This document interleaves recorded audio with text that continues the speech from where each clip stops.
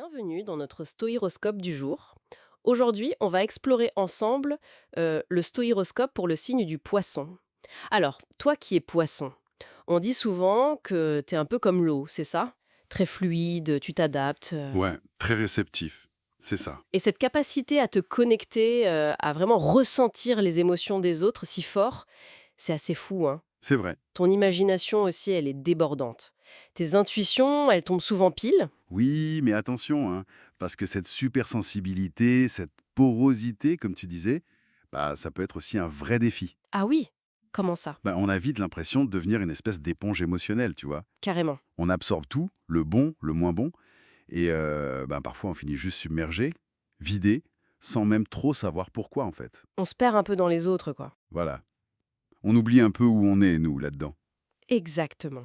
Et c'est là justement qu'une certaine sagesse peut entrer en jeu. Une idée pour t'aider à naviguer tout ça. Ok. L'idée, c'est pas du tout de te fermer, hein, surtout pas. Ton empathie, elle est super précieuse. Non, bien sûr. Mais c'est plutôt d'apprendre à être comme un phare, tu vois, dans la tempête. Un phare. J'aime bien l'image. Accueillir les vagues d'émotions, les tiennes, celles des autres, avec bienveillance, oui, mais sans te laisser emporter complètement.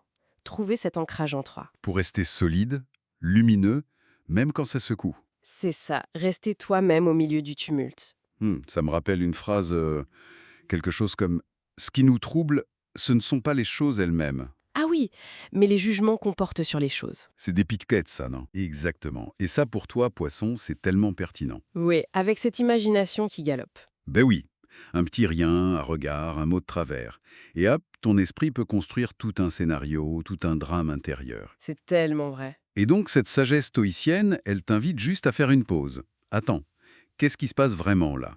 Quels sont les faits? Juste les faits. Et qu'est-ce que moi, je suis en train de rajouter comme film par-dessus? Voilà.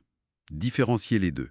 C'est un peu comme calmer les vagues à l'intérieur, quoi. C'est un sacré exercice, mais ça vaut le coup. Et pour t'aider concrètement, on a pensé à 3 petits trucs, 3 actions simples. Ah oui, vas-y. La première, c'est l'idée de la bulle protectrice. Une bulle. Ça fait un peu fragile, non? Face à des grosses émotions. Résistante. Elle laisse passer la connexion, l'empathie, mais elle filtre le trop-plein qui t'appartient pas. Ça aide à se rappeler, ok, je suis là, mais je prends pas tout. C'est ça. C'est poser une intention. Pas mal, j'aime bien. Et la deuxième action, Le carnet des faits. un carnet, Ouais. pour écrire quoi? Juste les faits. Quand tu te sens troublé, un peu submergé après un truc, une nouvelle, prends un moment et note seulement ce qui s'est passé objectivement. Genre, il a dit ça, j'ai vu ça, point. Exactement.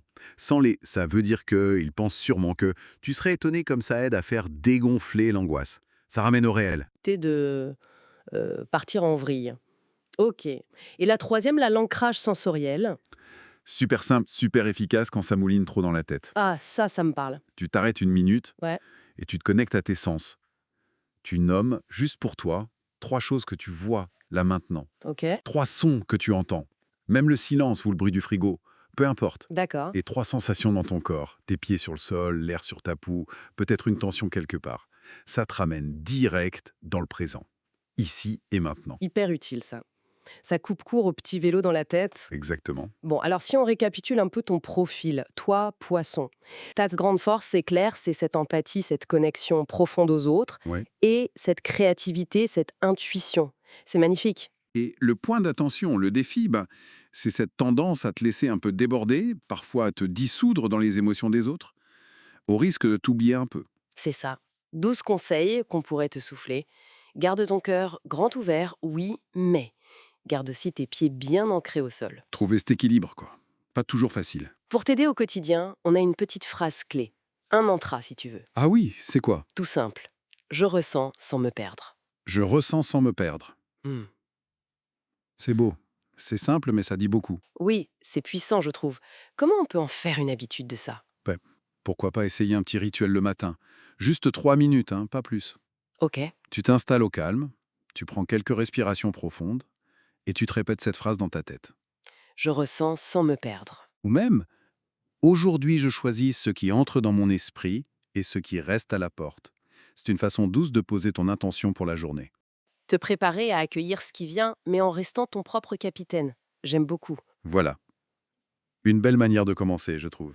Merci d'avoir pris ce moment pour toi avec nous. Abonne-toi pour ne rien manquer des prochains. Et puis, laisse-nous un commentaire, ton avis, ou même un thème que tu aimerais qu'on aborde. Et surtout, Garde ton cap. À très vite.